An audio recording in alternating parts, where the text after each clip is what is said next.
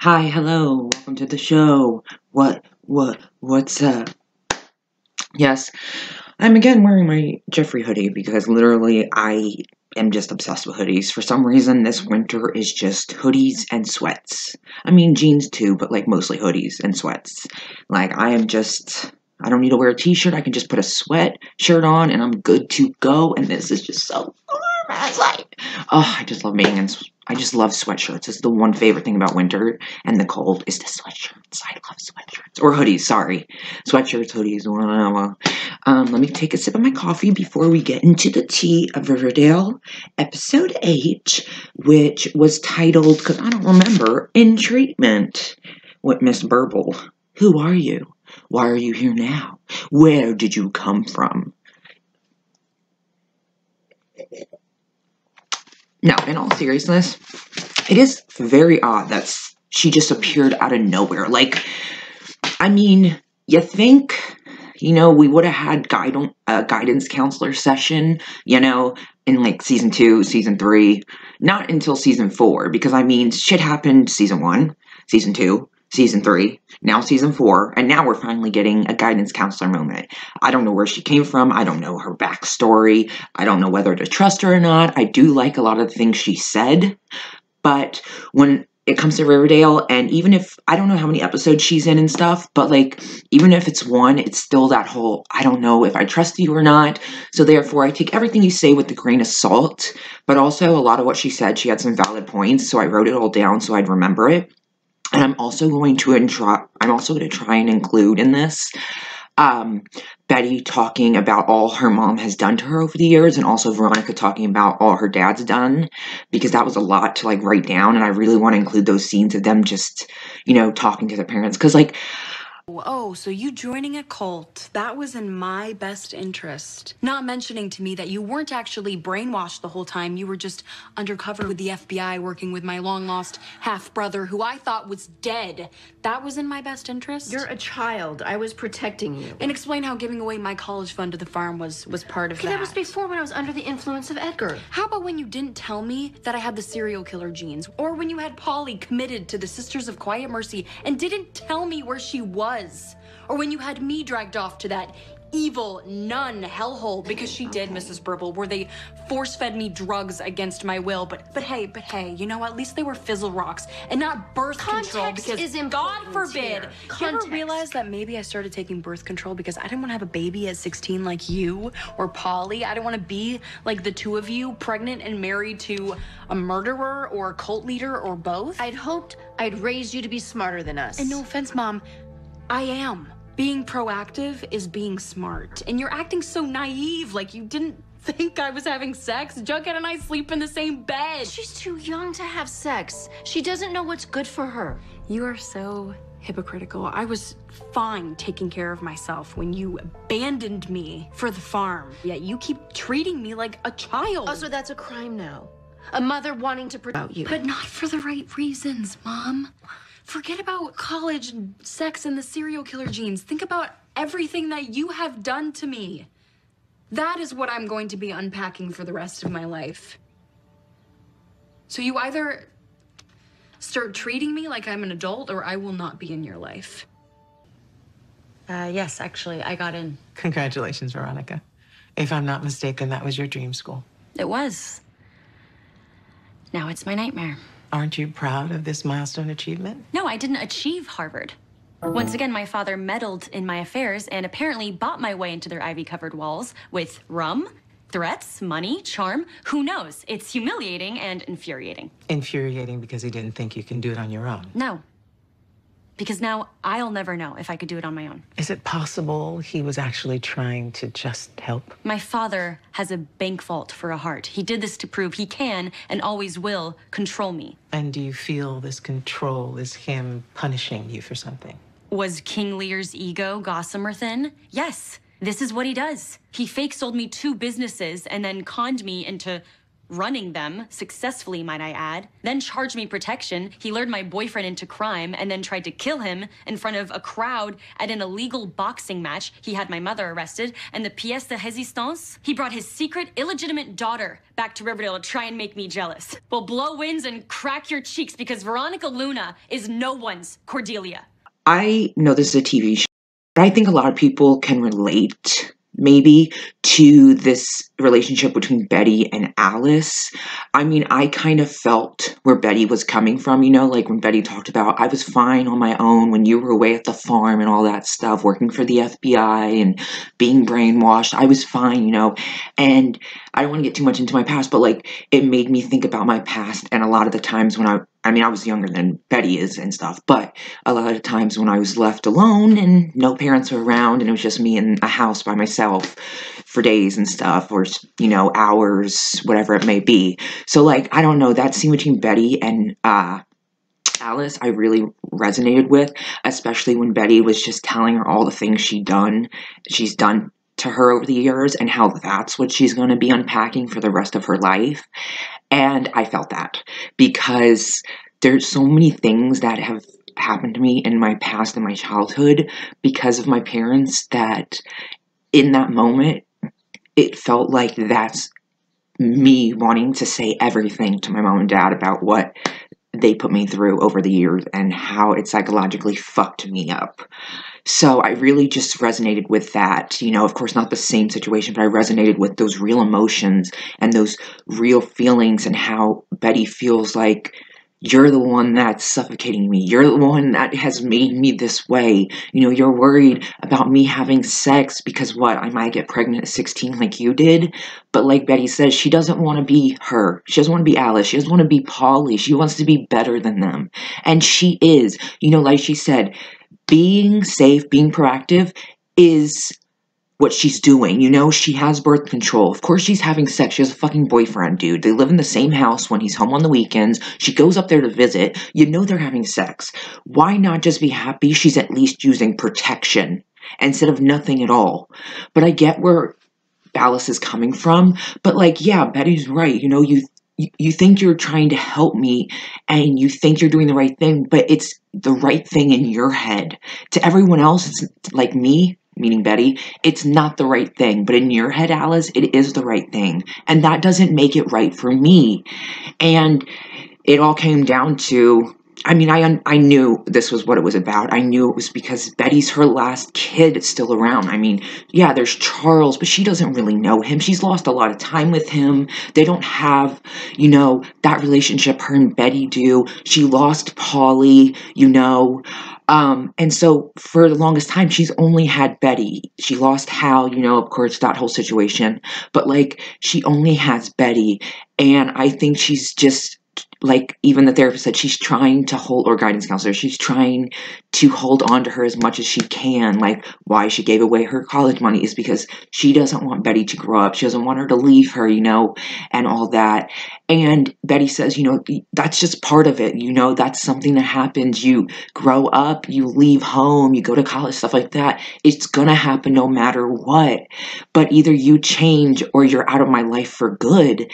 And, it led to Alice, you know, saying that out of all her kids, because Betty was like, why can't you do this? Why can't you go help Polly? You know, why can't you do this to her? And it's like, because I love you the most, you know, I love you more, you know, and like she was shook that she said that, because any parent who says that, of course, feels so much guilt for thinking that, let alone saying it out loud.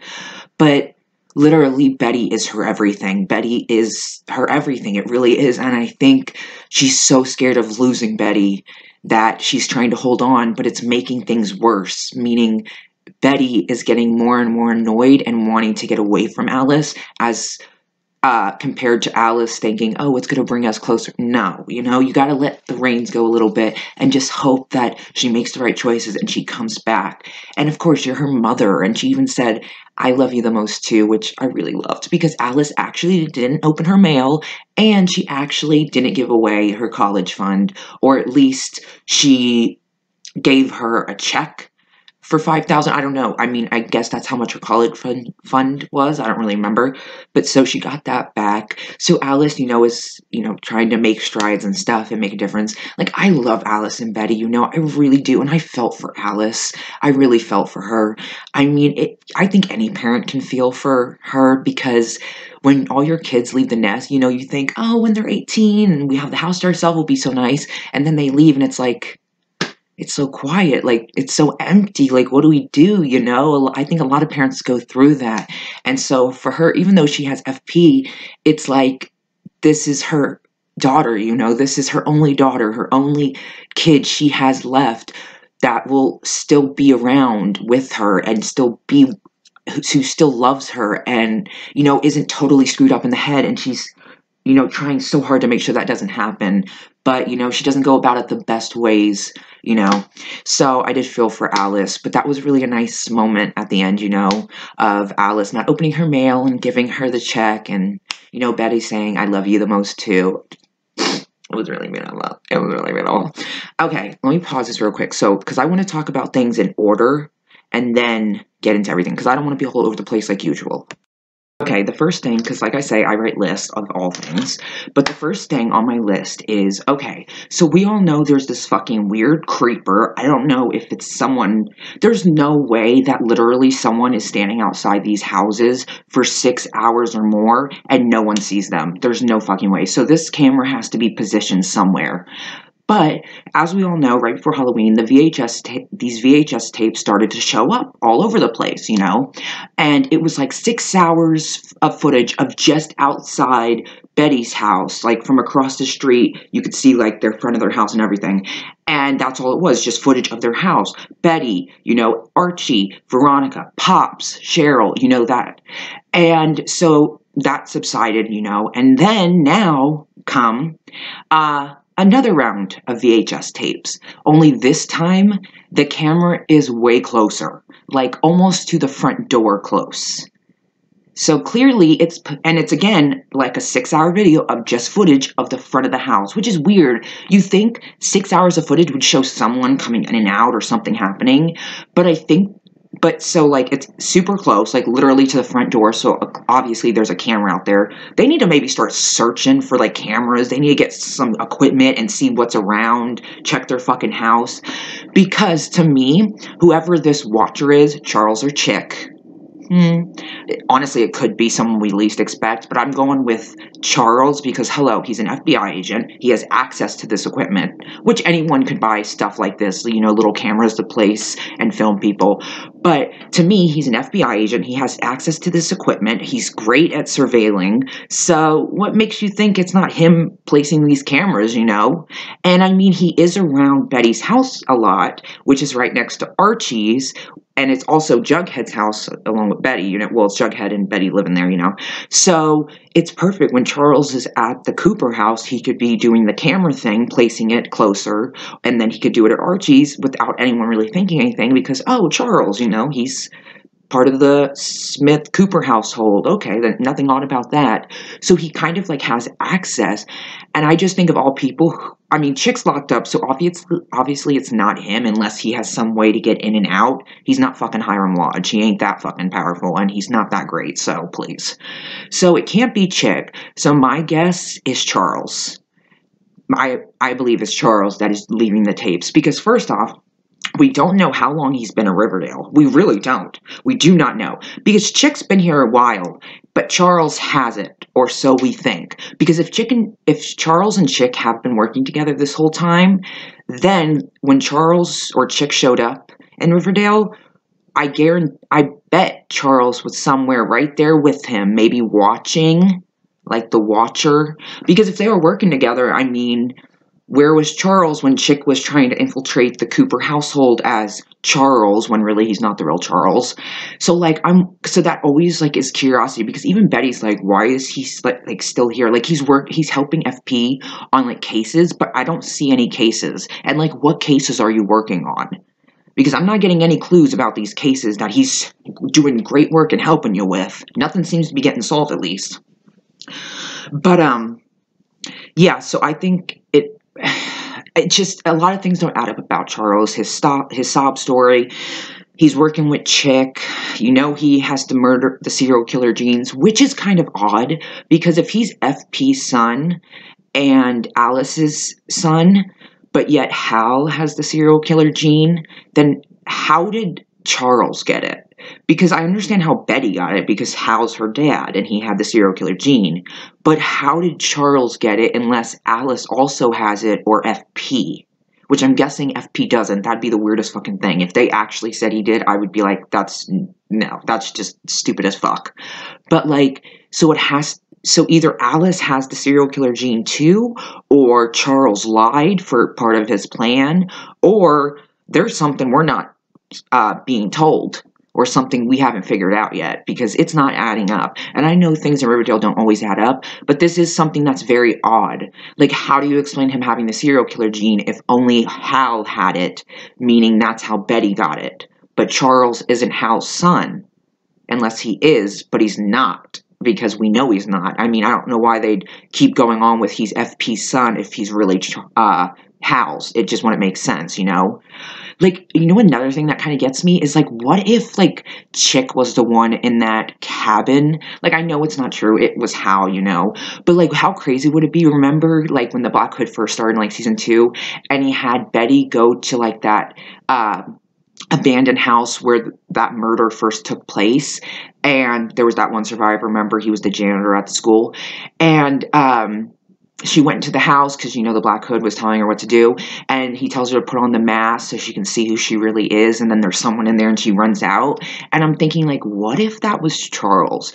Because we all know Hal is dead, so whoever was making these calls to Betty to pretending to be her dad, either it was Chick, which it very well could be, or it was Charles. Now, I know Charles was in the house when the last call came in, but that does not mean he couldn't have pre-recorded it. Or it doesn't mean that he did the original calls and then when he was in the house, he had Chick do the next call. And then it's easy for him, having the equipment, him being able to read it, to say, oh, this call's coming from where Polly's at. She's the one doing it. And of course, before Polly has a chance to explain or say anything, Betty hangs up, so we never know for sure if it's actually Polly who did it, and that right there is just a big question mark for me. So, to me, the calls were either Charles the whole time, or they were Chick the whole time, or they were Charles, and then Chick called when Charles was in the house to make it fully show Betty that, hey, it's not me, I'm in the house with you, so I can't be making the calls, but it could be a girl, but it's very obviously a guy voice. Of course, it's, you know, using a deeper voice and stuff. But they're pretending to be her dad and stuff and saying, like, weird things and stuff. And you could say, like, oh, it's just a prank because it only happened during Halloween and all that. But I think it's much more than that. I think there's more to these calls, you know. I think someone's, you know, I don't know.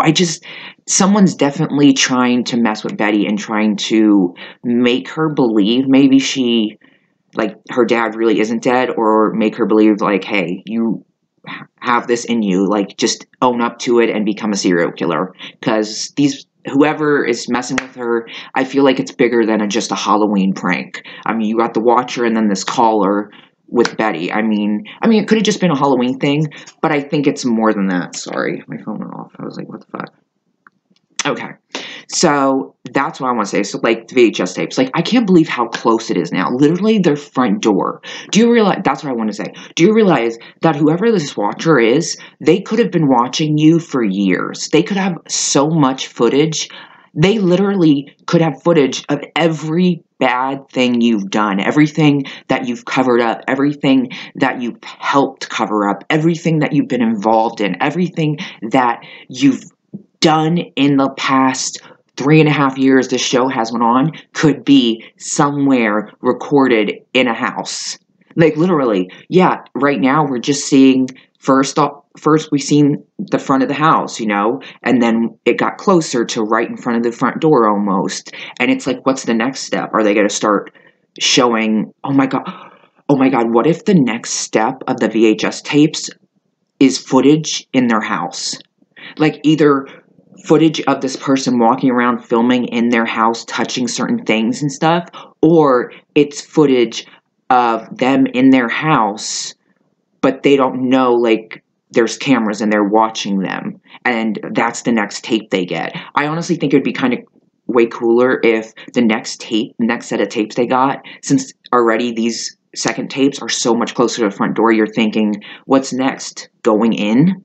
So, like, it'd be cool if the next set of tapes they get is tapes about, like, it's tapes that pertain to someone walking around videotaping inside everyone's house, inside Pop's diner, you know, even like a video of like recording inside Pop's, even talking to Pop's and like Pop not even knowing like he's being recorded. I think that'd be cool if the next time they send tapes, if they do, which I'm guessing they will, this is not over, I hope it's videos of inside their houses instead of outside, because that would freak me out hard fucking core, and it would make it 10 times scarier. So that's where they need to step up next, because something is bound to happen. Okay. Here's something I found interesting. When Mr. Honey gave the stack of files to Miss Burble, Burble, yeah, Miss Burble. What a weird name. But anyways, Miss Burble, which she's married clearly because it's Mrs. as in married Mrs., but who knows, maybe she's divorced, who knows. I don't even remember seeing a wedding ring. Maybe she had one. I don't remember seeing one. I feel like I would have noticed it, but maybe I guess I was too much paying attention to what was being said. Anyways, I noticed that in the stack of files he gave her, of course, the first one didn't show good enough, but as soon as she lifted off the first file, the second file on this huge stack was Cheryl Blossom, because I was thinking, why is this one showing a little more? So I paused it, and I went like this, and it said Cheryl Blossom, and I was like, Mr. Honey's really going after her, as you saw. He's trying to take the vixens away and stuff. Mr. Honey does not like Cheryl Blossom, and Cheryl Blossom does not like Mr. Honey.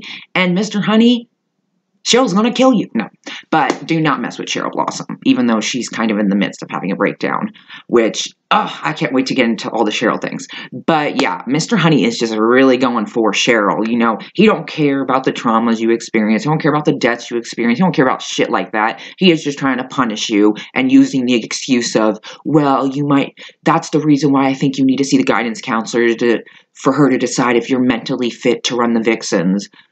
Like, okay, take away the only good thing in her life besides Tony, basically, who is probably the one who's messing with her. And by that, I mean, I'm going to get to the Cheryl part. Okay, this is what Miss Burble said to Cheryl. I think someone is trying to make you think that you've lost your mind. I think you're being gaslit, she said. So, basically, you know, Cheryl believes that she absorbed her other twin, her triplet, in the womb because of what Nana Rose said, right? And so, which led her to believe now this possessed doll named Julian, which was the other triplet, is now haunting Thistle House and coming for Cheryl. So Cheryl thinks she's losing her fucking mind. Well, Miss Burble puts out there, maybe someone is making you think you're losing your mind. You know, maybe this really isn't a possessed doll, and maybe someone really is making you lose your mind. Now, she gave her a doctor to go to for, to see if she actually absorbed a twin, because it would show 2 sets of DNA in you. Instead of 1 like normal people have, it would show 2 if you absorbed a twin. Well, got the results back, and in fact, she did not absorb a twin, which would make you think, why would Nana Rose lie? Or maybe she just didn't lie, she made it up, or maybe she wasn't thinking what she said, or maybe it's not Tony behind this, but Nana Rose. But why I think it's Tony is because I think Tony is trying to scare Cheryl enough to get her to sell the business, the family business, and for them to move out of Thistle House for good and never look back. That's why I think Tony is the one doing all this shit, is because she's trying to get Cheryl to say, all right, I'm going to sell the family business. I'm selling this house. We're leaving. We're starting new. And so I think that's why I think it's, so for me, that's why I think it's Tony. I could be wrong, but I do think it's Tony for sure. I mean, her face when Cheryl said about how Miss Burble said she thinks someone is trying to make her lose her mind, Tony's face was a little, oh, like, you know, like, did she now? You know?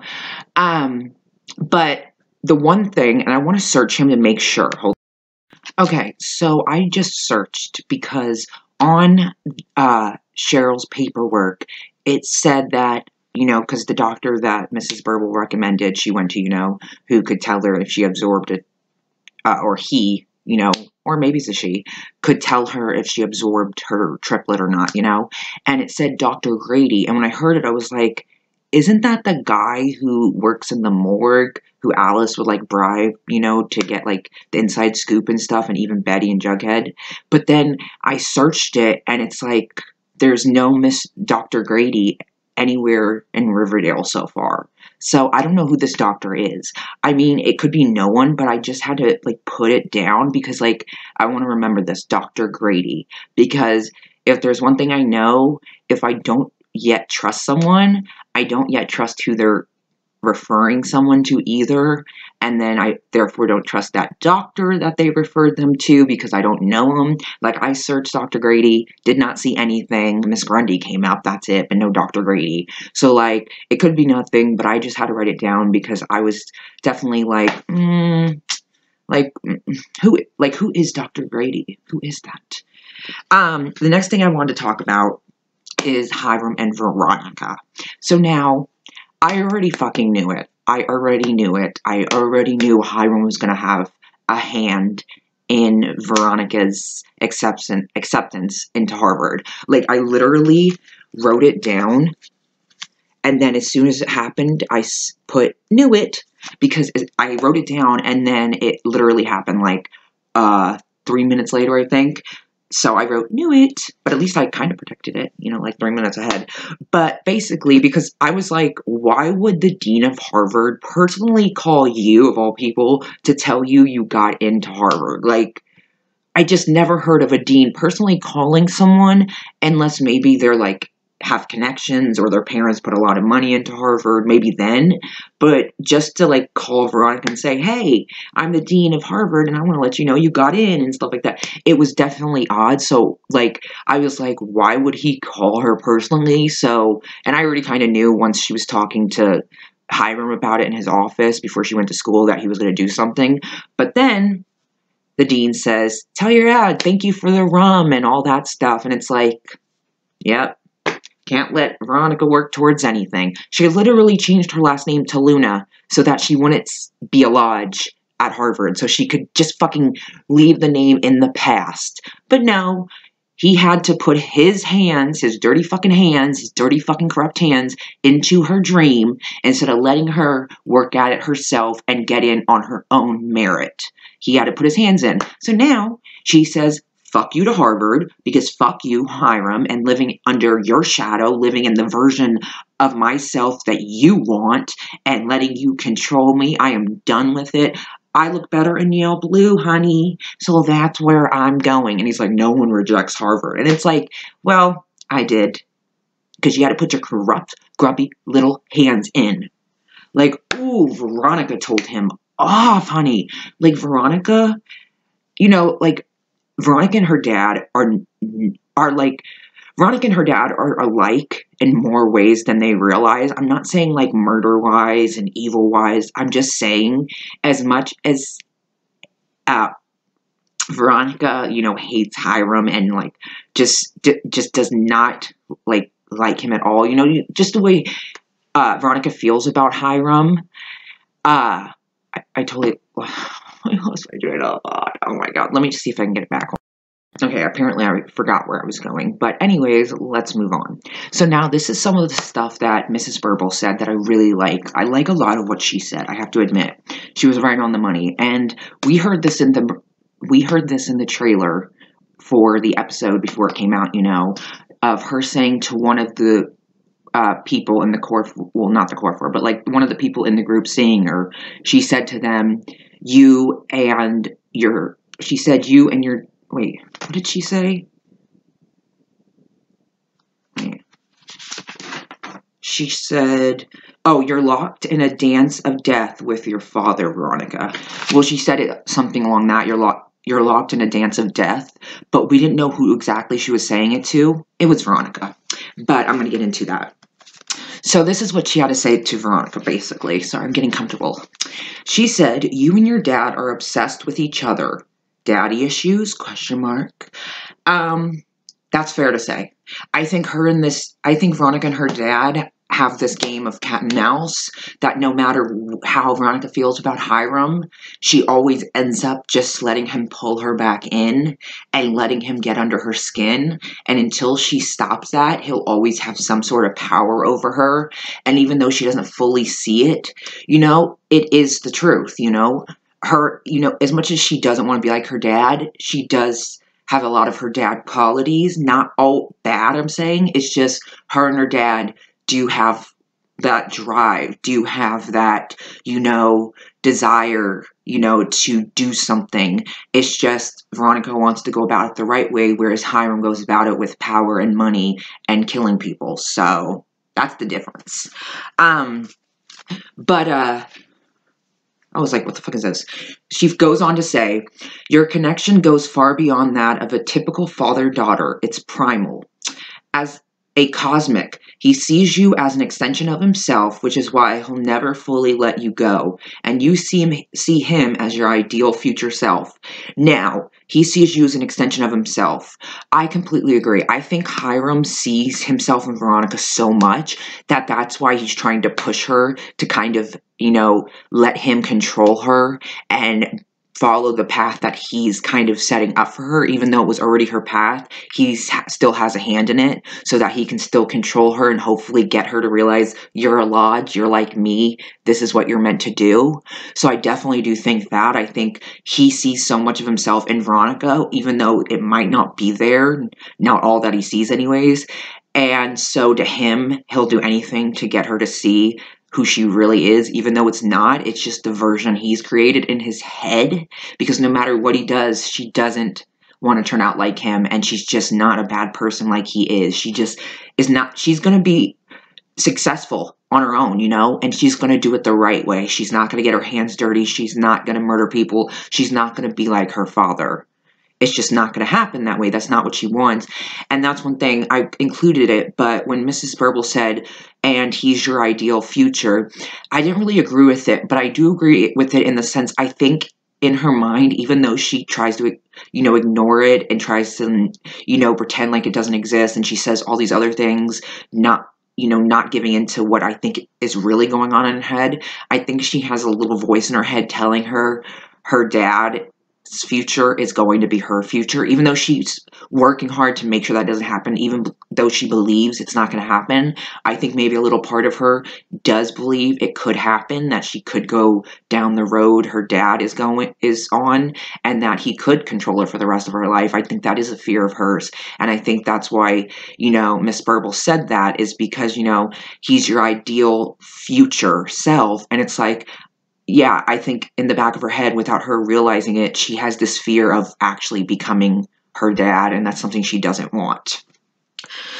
Now, okay, that was, what the fuck? Oh, sorry guys, I'm sorry. So she continues on with, you're locked in for a constant battle of, you're locked in a constant battle for identity with your father, which is another true point. Like, Mrs. Burble was on her shit.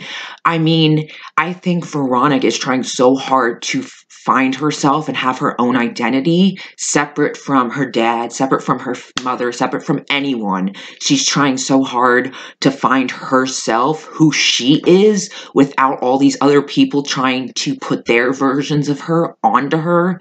I think she really is struggling to try and just be her own person, especially when you have someone like Hiram trying to always control you.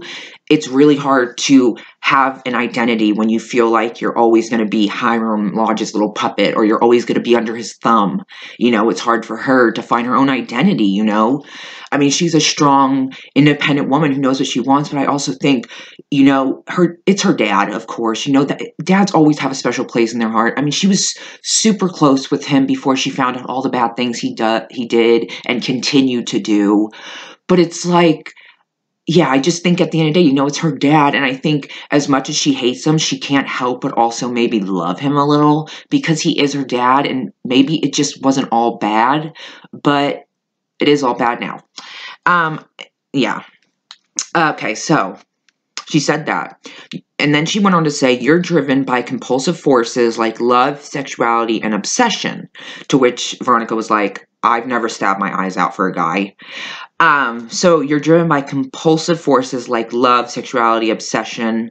I mean, I could see love, Archie, sexuality, I don't know, obsession, her dad, you know, they have an obsession with each other.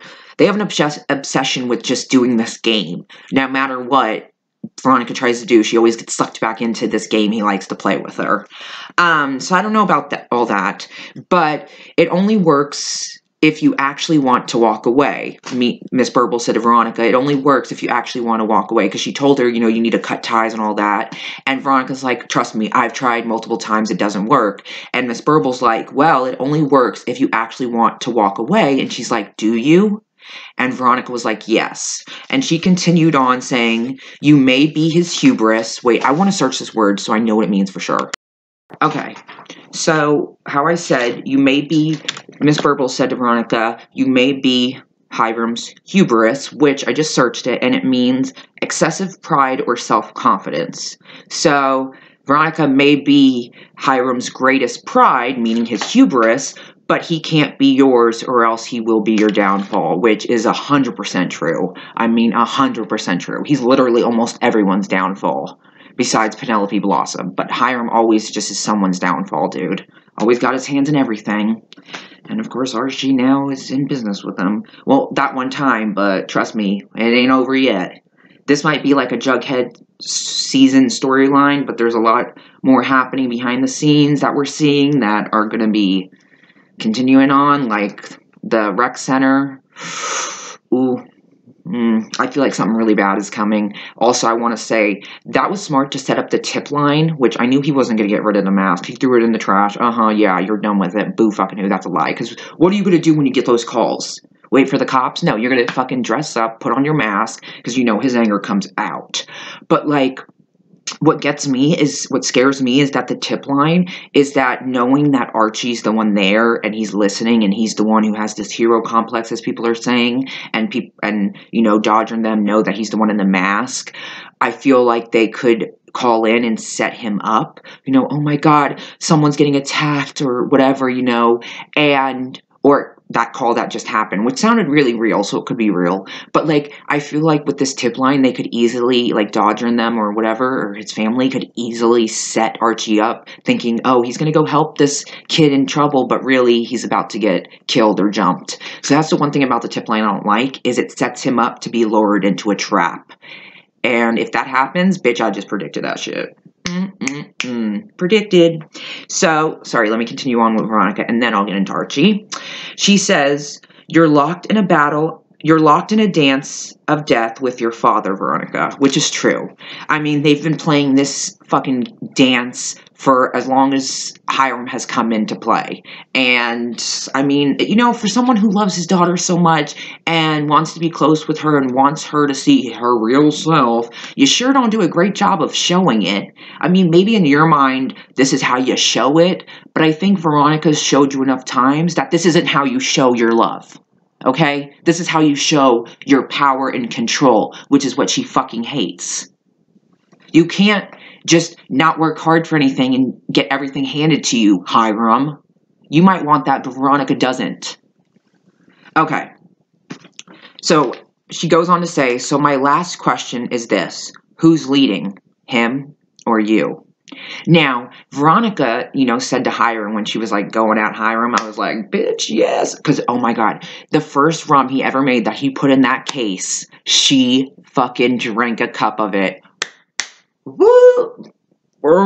Suck on that, Hiram. Ooh, she don't care. What you gonna do? You can keep doing what you're gonna do, Hiram. I mean, come on. You could get worse, but you know what? You've done the worst possible things ever, so I'm pretty sure she's not scared of anything at this fucking point.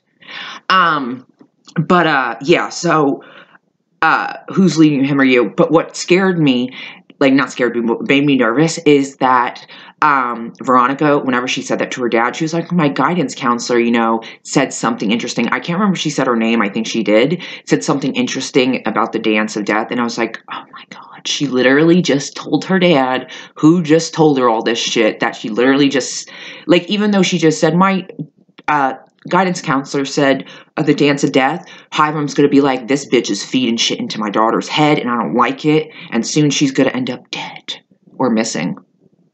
Just saying. I mean, I don't know. It's just, of all people to tell who told you this to, it wouldn't be Hiram, because as you could see, he was very pissed because she drank his rum, but also he doesn't like this new Veronica he's seeing for the first time because he finally opened his eyes. And also it doesn't help that she said her guidance counselor is the one, who told her about the dance of death. So in his head, he's probably like, well, this fucking girl, this fucking guidance counselor is telling her all this crazy shit, and now look where she's doing, and I don't like this, and I want my control back. So what am I going to do? Something I do best. Murder or make someone go missing. Or, whatever. I don't know if that's going to happen. But, I mean, it's not a good thing to tell Hiram who told you stuff like that. Because he did not like it. So, just saying. Just saying that. I don't know how big a thing is, how big the guidance counselor is going to be. But, just saying. Okay. Now, that's what I wanted. Okay, let's move on to Jughead. Well, let's move on to Jughead / DuPont. The first scene. So DuPont, being the total asshole he is, because he stole the Baxter brothers. He's a fraud. He had a hand in Mr. Chipping's suicide, and he's in a secret society. And also he runs the literary society that Mr. Chipping was running before he suddenly jumped out a fucking window from finding out the truth about the Baxter brothers. And now suddenly Mr. DuPont's there with his psycho fucking group of kids like Brett and Donna, which I'm going to get into them towards the end because they have a big hand in the spring break fucking arrest, in the spring break Jughead whole Archie, Betty, Veronica being arrested. When I saw that scene, I'm going to get into it, but you'll know what scene I'm talking about. I'm going to kill these two kids. No, not going to do that. I need a sip, sorry. I'm trying to go fast, but there was a lot that was said that was really good. Okay, so DuPont was like, I don't really see any teachers here writing recommendations for apathetic, I'm sorry if I said that wrong, student. God, I feel like I said that wrong. Don't call me stupid. I'm stupid. But anyways, to Jughead. And basically what that means is it basically means showing or feeling no interest, enthusiasm, or concern.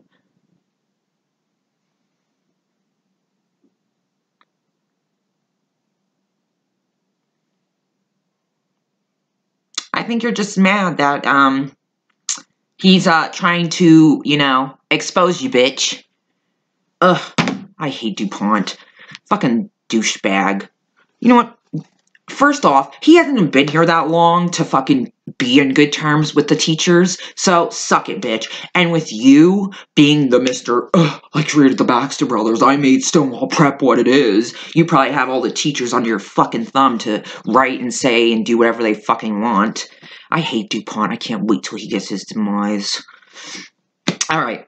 Now, when Jughead went to see Mrs. Burble, because he was waiting on his transcript, because I know a lot of people were like, why is he seeing her when he doesn't go here anymore? But he was waiting on his transcript. So basically, they were talking about, he told her about the whole Baxter Brothers thing and all that stuff. And she said at one point, she was like, why don't you try seeing your grandfather from your father's eyes? Think how this must make him feel. And, Jughead, of course, really felt that, because obviously, yeah, he is trying to uncover the truth. He is trying to find his grandfather and who he really is, as opposed to what his father has told him. But when you think about how his father must feel about Jughead really wanting to find the grandfather, knowing, what FP has, not Jughead knowing, but FP knowing, sorry. With FP knowing how his dad was growing up, he has no interest in finding him because that's how he'll always see him, whereas Jughead didn't see that side of him. So therefore, he's not seeing it through his dad's eyes, he's seeing it through his eyes, to which he doesn't know his grandfather. So for him to take a step back and see it through his dad's eyes, I think was a really great moment. And that hug and him thanking him for all he's done for him was so fucking sweet. Like, I love FP and Jughead. father-son relationship is truly the best thing ever. Like, I really love it. Like, but there is one thing, because, like, Jughead was talking about, oh, so maybe I should put down the conspiracies and do my homework. And I was thinking, no. I was like, don't put down the conspiracy theories. Everything is pointing to the truth of Stonewall Prep, his grandfather, Baxter Brothers, Mr. DuPont, Secret Society, Brett and Donna, Mr. Chipping. These are not conspiracy theories, dude. You're on the road to the truth. I mean, look at everything that has happened since you've discovered the truth. The scaring, the fucking, evidence being hidden in Donna's room. I mean, Mr. Chipping saying, I'm sorry, Jughead, and jumping out a fucking window and no one reacting to it. Like, there's Mr. DuPont freaking out, even though he claims he didn't. Like, I understand if he didn't. I understand if someone really didn't, steal the Baxter Brothers, meaning Mr. DuPont, you're still going to try and defend yourself, because it's like, that's so disrespectful that you would come at me with that. But Mr. DuPont went full on just starting attacking Jughead and his family, and that just goes to show that even when Jughead's grandfather was there, he always viewed him like the other group views Jughead, as scum, as garbage, as trailer trash, as a fucking as a gang member. That's how Jughead's grandfather, I feel like, was viewed as, especially by Mr. DuPont, because he unleashed the truth on Jughead, because Jughead is telling the truth, which is he did steal the Baxter Brothers from Jughead's grandfather, and that's why he full-on exploded. It's one thing to explode because you're upset that someone's accusing you of this when you know you didn't do it, but on the other hand, there's another way of exploding to the point where they did it. It's just they're trying so hard to make you not believe they did it, and also kind of scare you into shutting the fuck up or I'm going to ruin you. So, yeah, we know you did it, Mr. DuPont. You piece of shit.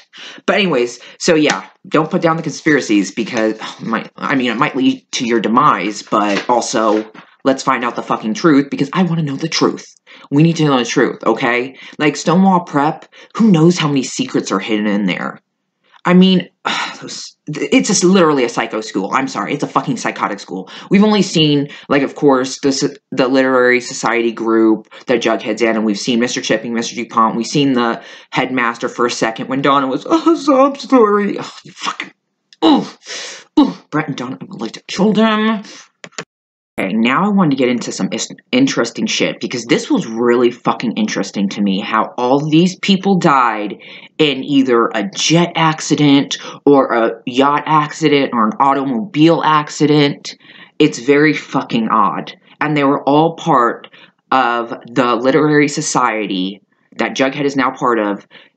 These people were all part of it when DuPont and Jughead's grandfather were in the literary society back in the day. Now, mind you, DuPont and Jughead's grandfather, who right now is MIA, are the only two alive who were in that society. Now, so basically, the first one, novelist Theodore Weisel, drowns in yachting accident 2002. Like I said, he was in the literary society with Jughead's grandfather. Now, 1978, children's author Jane Dallas Brown dies in automobile accident, drove off a bridge, Jughead said. That's an accident? Driving off a bridge? These are all just very odd. You got what did I say? You got a yachting one so far. You got a automobile. Here's another one. Now, 1994, author Charles W. Chickens dies in jet crash caused by engine failure. Now, like I said, all in the literary society with DuPont and Jughead's grandfather. All dead except for DuPont and Jughead's grandfather. Now, were these accidents or were they murders? My guess is they were murders. Because there's no fucking way that literally all three of these people died in some sort of automobile or jet or yacht accident. And how do you drive off a bridge? Like, she drove off a bridge. That's an accident? I don't get that. That was crazy to me. Like, literally all those people, like, that's fucking crazy. Like, Jughead, yes, keep investigating, keep doing what you do best, because Jughead is the best investigator on the show. Betty's great, too, don't get me wrong, but Jughead, like, man, he be going at it. He finds everything. He does not stop, and I live for that, even though it might be his demise, but I'm going to get into that. Okay, so moving on. So, it ends with Brett and Donna. So, it ends with Veronica, Archie, and Betty lining up, you know, like a lineup for someone to point out, oh, who's the murderer, who was the mugger, you know. And behind the glass is FP, of course, because he's the sheriff. And then two witnesses who said they saw Archie, Betty, and Veronica kill Jughead. And you know who those witnesses are? Brett and Donna. So, you saw them kill Jughead, and what did you do? Did you try to help? Did you tell anyone right away? Like, really, what did you do? Did you just watch them kill him and be like, oh, okay. Like, I want to know what happened. Like, really? That you watched them kill him? Why would they kill one of their best friends? Why would Betty kill her boyfriend? I'm sorry, what motives are here for them to kill Jughead? They have literally no motives to kill Jughead. Now, Stonewall Prep, DuPont, Brett and Donna, they all have motives. So, this makes me believe that Jughead Jones, because already for days, or like weeks, I've been going back and forth. Is Jughead Jones really dead? Are they really going to kill Jughead, especially if we get another season? Is Jughead really dead? I mean, Jughead's such an iconic character on the show. People love him. I love him. And it's Jughead. Like, are they really gonna kill him? Are they really? Especially if we get another season. Are they really gonna kill him is the question I've kept asking myself. And a part of me feels like, yeah, he could possibly be dead, but I think a bigger part feels like it is fake. And what makes me further believe that now is that, obviously, because I know FP would not believe, out of all people, Brett and Donna. Like, you honestly believe FP's gonna believe these two people who he knows, I'm sure by now or already knows, that they're fucking psychos. I mean, he knows that they locked him in a coffin, so, I mean, right there, that's psychotic. So, either he already knows about them or is gonna find out more about them, I don't know. But I already know that he is not gonna trust Brett and Donna over Archie, Betty, and Veronica. And I know FP would never honestly think that they three would kill Jughead. Like, I don't think he'd honestly believe they would kill Jughead. With no motive. It would make no fucking sense. It would just not make sense. And so I think it's all a setup. I think, you know, maybe Brett and Donna were gonna kill Jughead, and then Archie, Betty, and Veronica set it up to where they killed Jughead, or killed Jughead, so that the others couldn't get to him, so they think he is dead. Or, I don't know, like maybe Brett and Donna tried to kill Jughead and they thought he was dead, but he really isn't, and then he comes back and it's like, yeah, bitches, I ain't dead. You know, like, I don't know, something definitely, maybe Jughead finds out about a plan of someone trying to murder him or something. I don't know, something's gonna go down to where it is fake. I feel like this is fake, because I just don't feel like FP would honestly believe Brett and Donna, and I don't honestly believe he would believe that Jughead's best friends in the entire world would kill him for no reason at all. Literally no reason. So I definitely think it might be fake. I mean, he very well could be dead for real, but after this, I feel like his death is fake, and they're faking it so that they can fucking get Brett, Donna, DuPont, and all of them involved to show their true colors and let out the truth about what they were going to do to Jughead, you know? Because they're obviously, you know, going to do something to Jughead, so either they get to him first but don't kill him, or Archie, Betty, and Veronica get to him, kill him, knowing that Brett and Donna maybe are actually watching, and therefore set up the whole he's dead, but he's not really dead. You know, after that, I was like, I don't know. I don't really see this being like he's actually dead. I see this being a setup to really get like Brett and Donna and like DuPont and Stonewall Prep. Because if FP actually believes Brett and Donna like, just witnessed Archie, Betty, and Veronica murder Jughead, I would be literally, like, totally mind-boggled how you could believe them over these three people you've known for, like, most of your life, especially Archie and Betty. Like, come on. I mean, you know Betty loves Jughead more than anything. Like, I don't see why she would kill him either. Like, it just made no sense. So, like, to me, it's like, there's no way. There's no way this is, like, this is something that FP believes. There's just no way. Now, one more thing I want to read. I just want to read a little about season 4. So, next episode is episode 9, which is the mid-season finale. Now, the only thing shown for next episode was Alice in some kind of, like, trance or something. I don't even know. Her eyes were just full on, like, blank, not blinking, like, and all I know is she had a big butcher knife, and she was coming at Betty, not stopping, and that's it. That's all we've seen. So, I searched what episode 9 is all about. Now, this episode is titled Tangerine, and this is what it's about. Okay, it is interestingly titled Tangerine, and we'll see the arrival of familiar faces. For episode 9 suggests that the show focuses on the search for Forsyth Pendleton Jones I, meaning Jughead's grandfather, and Stonewall Prep's former notorious student who he suspects to be the original author of the first Baxter Brothers novel, his grandfather. In the upcoming episode, Jughead might succeed to an extent in search of his grandpa, but ultimately he ends up feeling more entangled in the mystery with more questions than answers. Interesting. God, what if this is all a setup? Like, it's just mind-boggling. I love the Jughead storyline this season. It's the best one, honestly. Meanwhile, Veronica declares war against her father Hiram and half-sister Hermosa, for which she decides to use her grandmother as a secret weapon. Veronica's grandmother will be reintroduced this season as played by Anna Mercedes. She was first seen in season 2 episode The Wicked and the Divine. Despite several warnings, Dodger denies taking a step back and continues to do his dirty business in the Riverdale neighborhood.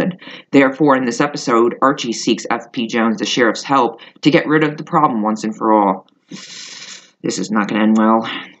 Elsewhere, Betty continues to get attacked by a mysterious person. Charles. She seeks help from her half-brother and Chick's lover, Charles, to investigate and find out the source of the trouble. Well, you're going to get the source of the trouble, but it's going to be a big old pile of heaping lie shit. No, it's going to be a big old pile of shit, okay? Lies, lies, lies, because he's the one. I mean, really, come think about it. Who else is it? You know Chick and Charles have this whole plan for Betty, you know? You know it. They gained her trust. That's what they wanted, because she's the hardest one to gain the trust from, and they got it, or Charles did. So they're getting into their plan. They're continuing on, dude. Oh my God, I can't wait till she finds out the truth. Oh my God, and then he doesn't know that she knows the truth, and it's like, yeah, bitch, I'm taking you down and you don't know it. Until you get taken down. Ooh, can't wait. I freaking hate Charles. But, like, also, I want to see more of the Betty and Charles scenes. Like, hello, I want to see, like, what's going on with Betty, Charles, and Chick. The Jughead storyline's awesome and all. I want to see that too, but, like, I'd like to see Betty, Charles, and Chick scenes, more of them. Like, I want to see what's going on with that. Like, what the fuck? Which we'll get to see in episode 9, which is the mid-season finale, which means we'll have to wait till, like, I think January for the next episode, I think. Or February. Oh my God. Not a good day. But, okay. Lastly, Cheryl Blossom tries to make peace with the past and bury it forever. Again, after spending the entire season talking to the corpse of her brother Jason, she finally tries to move on. Good for her. She needs to, dude. Because, like, as she was... I'm so thankful she did not tell Miss Burble that she literally has her dead brother's body on a fucking rocking chair. She let her believe it was in a tomb. Because Miss Burble was like, well, there's nothing wrong with talking to a tomb and ashes and all that and stuff. And she's like, well, they don't talk back. And she's like, well, neither does Jason. I think that's just you, you know. And it's like, well, bitch, it's not like normal people, because her brother's literally a rotting corpse on a rocking chair. So he right there, you know, she's sitting across from his body, not from a tomb or ashes. So that's the one piece of information you're missing. The promo for Riverdale Season 4 fall finale is yet to be released. It is expected to be unveiled after the broadcast of Episode 8 airing tonight. I don't want to say anything like that. So, yes. So, next episode, 9, mid-season finale. I'm sad. I'm not ready for it to be over. or not over, but for me to go on break, but that's okay. I'm just ready to see what happens at the end. Like, I want to see, like, what exactly happened. Like, I want to see everything come full circle and see exactly what this Jughead storyline is going to come to an end to. Like, I'm so interested to see where this is headed and what is exactly going to happen. Is he dead? Is he not dead? Why are they covering it up? Who's trying to murder him? Like, I'm so excited. Like, so fucking excited for that.